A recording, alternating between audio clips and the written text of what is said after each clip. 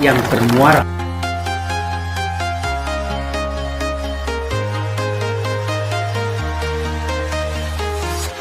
I'm walking alone, the streets are empty.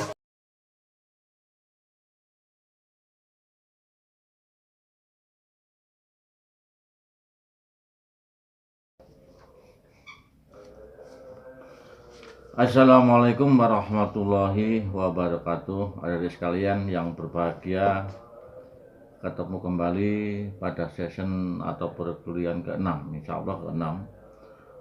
Mudah-mudahan pada hari ini adik sekalian sehat walafiat dan selamat berpuasa.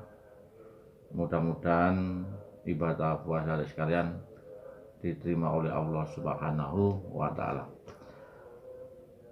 Perlu saya sampaikan pada hari ini pertemuan kita ke-6 itu kita akan membahas dengan tema untuk mengetahui ya lebih jauh tentang hukum penawaran.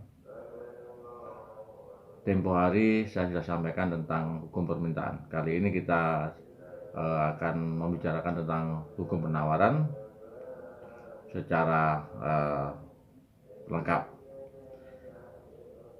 Bahwasanya ketika kita menjadi seorang pembisnis ya atau seorang usahawan, tentu kita harus mengerti ya tentang mekanisme sebuah perdagangan. Di antaranya adalah tentang hukum permintaan dan penawaran. Hal ini agar kita bisa menjalankan semua teknik jual beli sehingga tidak mengalami kerugian. Nah, menjadi pembisnis harus memahami hukum-hukum transaksi jual beli ya. Di dalamnya ada yang disebut dengan istilah hukum penawaran dan hukum permintaan. Ungkapan secara teoritis sebenarnya kita sudah banyak mendengar, namun kita terkadang masih sulit untuk memahaminya. Nah, marilah kita bahas tentang apa yang disebut dengan penawaran. Jadi ketika kita berbicara tentang penawaran ya, tentu kita akan berbicara tentang barang. Karena penawaran adalah sejumlah ya unit barang yang ada di pasar. Yang mana barang atau produk tersebut bisa dijual dengan harga dan waktu tertentu. Dan barang-barang inilah sejatinya yang siap untuk diperjualbelikan di pasar. Artinya ketika kita berbicara tentang sebuah penawaran atau penawaran dan permintaan, pasti kita berbicara tentang barang, kesiapan kita di dalam mekanik jual beli yang ada di pasar. Kemudian secara teori kita terkait dengan penawaran. Salah satu contoh ya. Jadi kalau kemarin saya sudah menyampaikan bahwa hukum permintaan adalah apabila harga murah maka permintaan akan bertambah.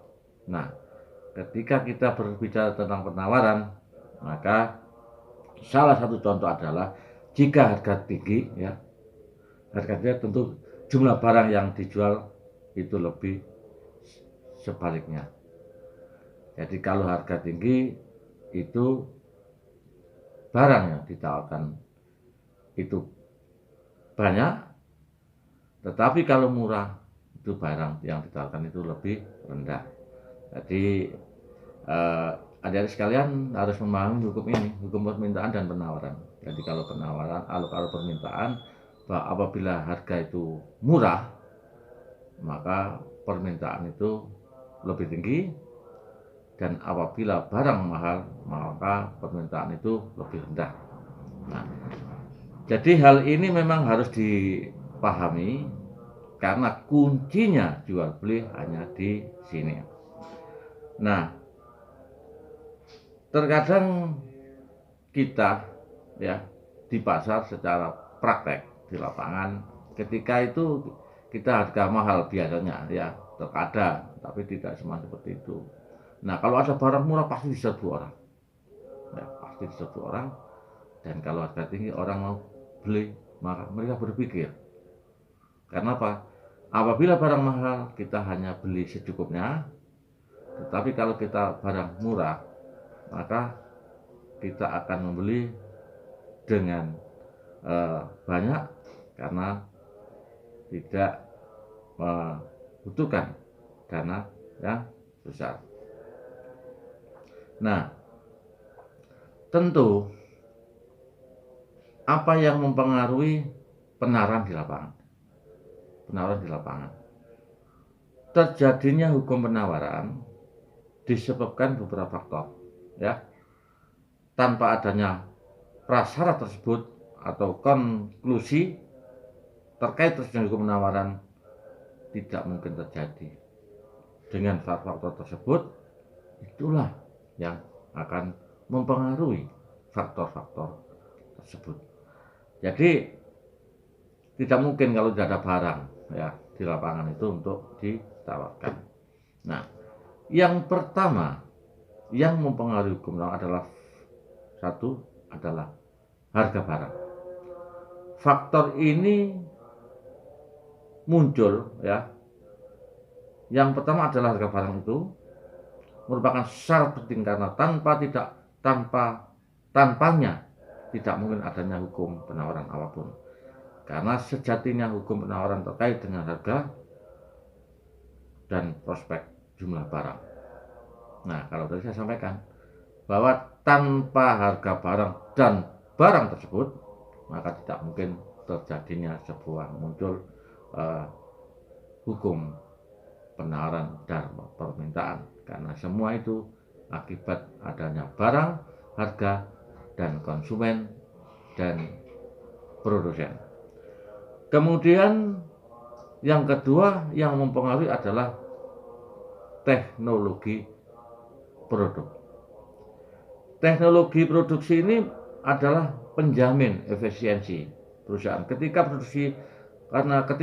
produk itu jika dilakukan dengan bagus, dengan sebuah teknologi, tentu ini berdampak pada pasar.